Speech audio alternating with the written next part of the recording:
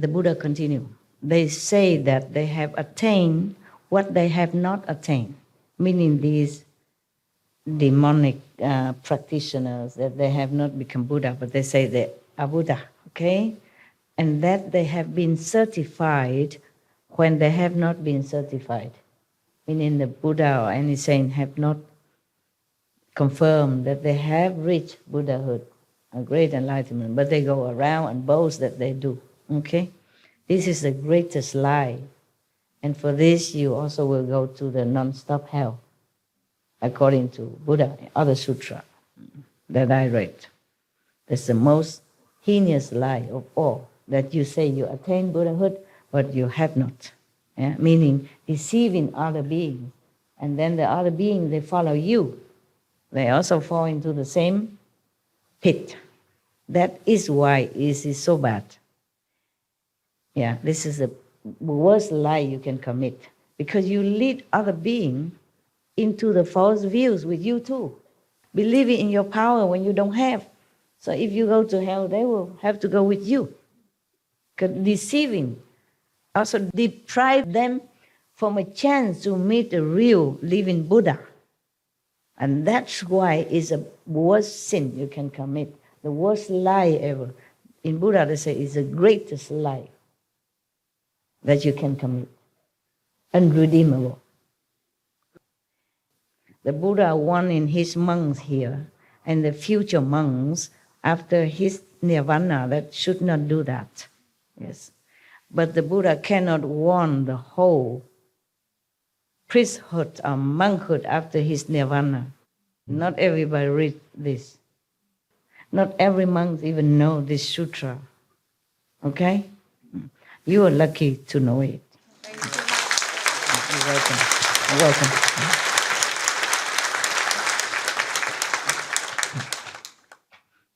Being a monk and nun is a very noble position, but you have to really fulfill that position with nobility, humility, and above all, enlightenment, before you even go out and preach to others and let everybody believe you. A blind lead the blind or fall into the pit. Yeah. Continue. Perhaps they seek to be foremost in the world. Yeah, fame, fortune. The most venerated and superior person. Buddha suspect that that's why they say they attain Buddhahood when they're not, okay? When they have been confirmed as a Buddha and they are not, okay? So the Buddha very polite. He say, perhaps. He doesn't say for sure they want fame and profit. Perhaps they seek to be foremost in the world, the most venerated and superior person. Perhaps not. Yeah. Perhaps, I also think maybe perhaps or perhaps not. The reason was that maybe some monks or priests, maybe they just ignorant, yeah, and then puffed up by surrounding followers or passerby or whoever, and then, and then he think he is really enlightened. So perhaps he knows he's not enlightened. Perhaps he thinks he's enlightened, yeah, because of circumstances. Not necessarily that he wants fame or profit. It just, by the way, maybe, yeah. So Buddha say perhaps. I also say perhaps so, yes. To their audiences, they say that they have attained the fruition of Sotapanna, means some great enlightenment status, yeah. The fruition of a Sakridagami, the fruition of an Anagami, the fruition of Aharship, the Pataya Buddha vehicle, all the various levels of bodhisattvahood up to and including the 10 grounds, in order to be revered by others and because they are greedy for offerings. Buddha say perhaps, or this reason that some people claim that they have become Pataya Buddha, or they have become such and such bodhisattva, or just one time only return and never come back again, etc., etc., at different levels. And they want offering from the people, greedy offering. Because some believers, they offer anything. So that's all the reason the Buddha suspect why somebody proclaimed that they have attained this and that when they have not, okay? Now the Buddha continued. These echantikas, meaning the great liars, echantika is a Sanskrit term for such kind of people who lie about enlightenment and their saintly status. That's echantikas, yeah? Not normal liars. These are echantikas, mean greatest liar, the worst liars, yeah.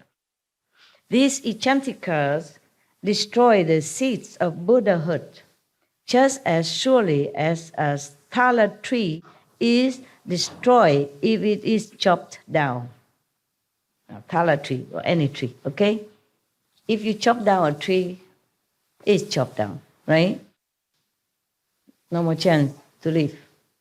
Similarly, these echantikas, mean the greatest liar people, cut down their seed of future enlightenment, of Buddhahood, like a tree being chopped down. This is so bad when you lie about your achievement in spiritual practice. Should never do that. If you lie about something else, mundane way, or because of any necessity, good excuses, maybe still can be redeemed. You can still be helped and saved and become Buddha. But if you lie as echantikas, then you finished. You can never be anywhere near Buddhahood. You cut off your seed of enlightenment, of Buddhahood. So you'll be recycling yourself as ghosts and demons and the most is, low devas in the low heaven or ashura, okay? Have power, have retinues, have followers, have magical power and all that. But you will never become a Buddha. So beware of that. Buddha continued, I command the bodhisattvas and arhats to appear after my extinction in response bodies in the Dhamma ending age. Response body is similar to the light body. Transformation body, light body. Not the real physical body, but the appearance of the body in light. So the Buddha appealed to the Buddha, Bodhisattva, and the arhats in the future, use their transformation body in the Dhamma ending age. When the Buddha has gone to their nirvana a long time, maybe 300-500 years after, and to take various forms in order to rescue those in the cycle of rebirth. Yeah, because Ananda has asked how he can help. So the Buddha keeps saying all these methods. And he even appealed to all the Buddhas and Bodhisattvas to help other sentient beings after he's gone. They should either become shramanas, white-robed lay disciples, kings, ministers or officials, virgin youths or maidens, and so forth. Remember, he said, appear in various forms, use a transformation body to appear as if you are king, queen, etc. So some kings and queens are maybe not real physical king and queen, but the manifestation of the bodies. If they are benevolent and kind, then maybe they are a bodhisattva manifestation. Okay, and so forth. And even prostitutes, widows, profligates, thieves, butchers, or dealers in contraband, doing the same things as these kinds of people. Why? They praise the Buddha vehicle and cause them to enter samadhi in body and mind. So the Buddha requests all the future monks, nuns, bodhisattva, saints, to please use their power of transformation to appear in different fields of life, in different jobs, in different positions, even as prostitutes, as butchers, to doing the same job with them. Appear like a prostitute with the prostitutes people, and therefore mingling with them, and then slowly teach them, inspire them to know the Buddha teaching, the saintly teaching. So how much sacrifice any Buddha or Bodhisattva has to undergo, nobody would know. Even become prostitute, even become butcher. Though these are even against the precept.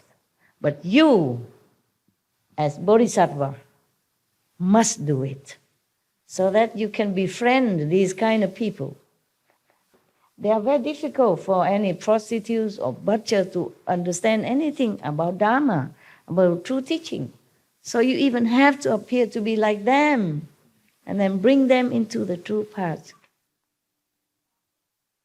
So we should never look down upon anyone in any position, any job, however lowly or however despicable in our opinion.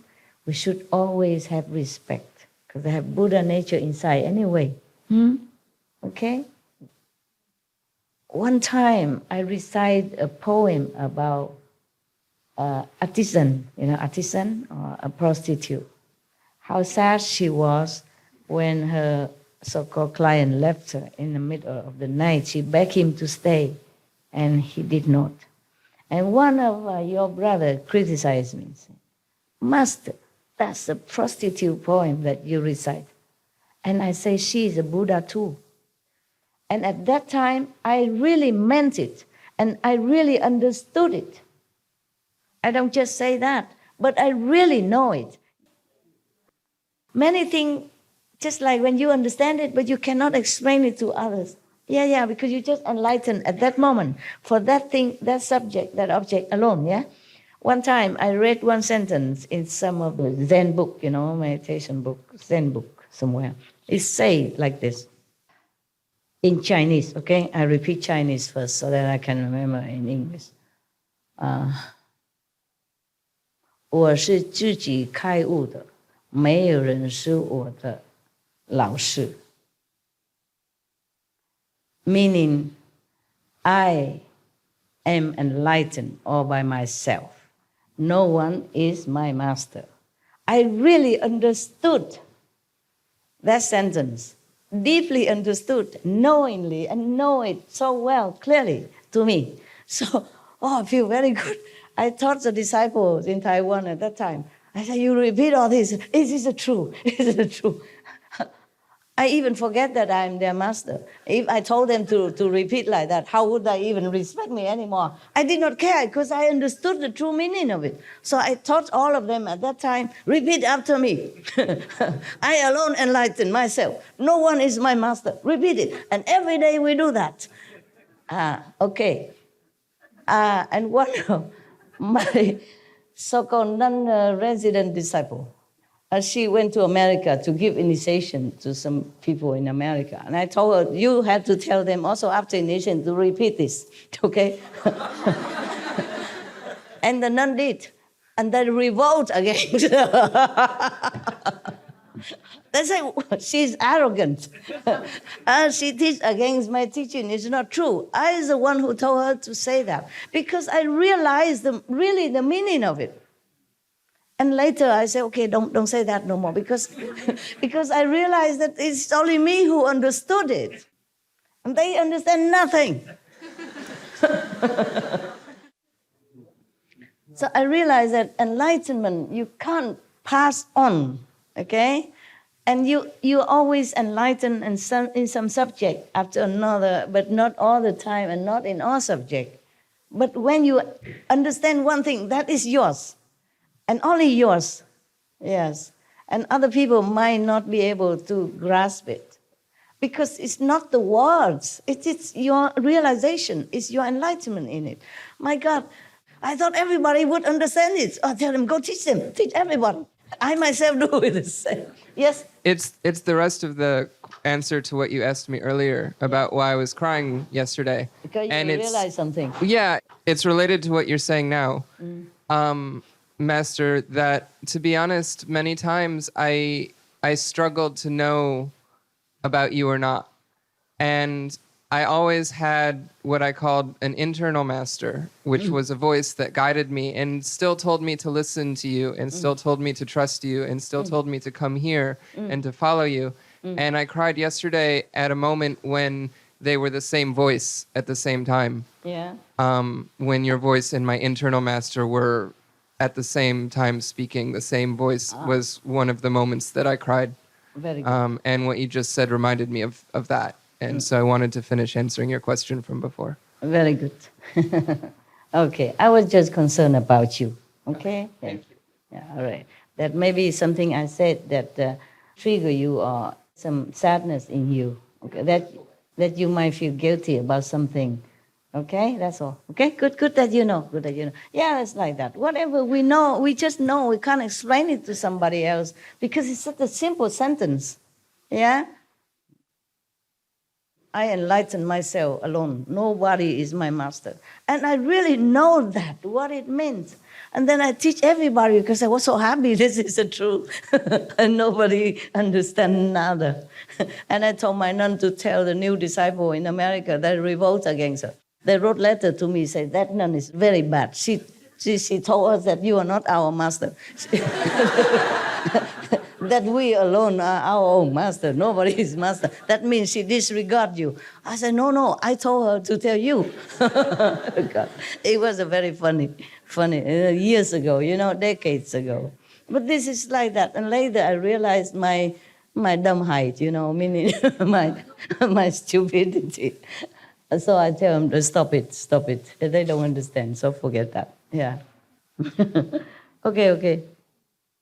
Just like in some of the Zen story, one of the master, yelled very loud into one of his disciples' ears, and then he was dead for 3 days.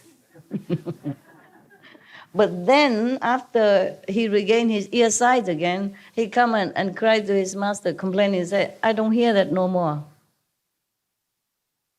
Understand? When he was deaf, he heard the inside voice, inside music. And when he regained his ear sight again, it's usual he tried to listen outside, and then he won't get it no more. Yeah, similar like that. But don't ask me to yell at you, it's different, okay? That master and that disciple is a different situation. Just like I say, I'm alone enlightened, and no one is my master, And I understand that completely. But I don't know how to explain it to you, okay? Okay, now, continue. Before the calendar ends. So the Buddha even encouraged, request of the monks, saint people in the future. After the Buddha went to Nirvana, he said, you do this, do that, do anything you can to awaken other beings, to lead them into the true path, to be even prostitutes, butcher. Imagine,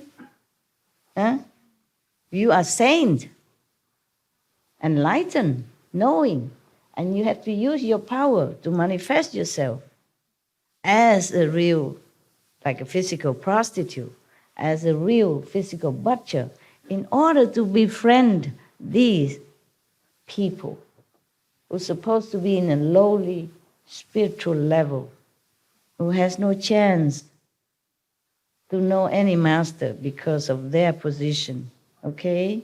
And their background, and their companies, and their job.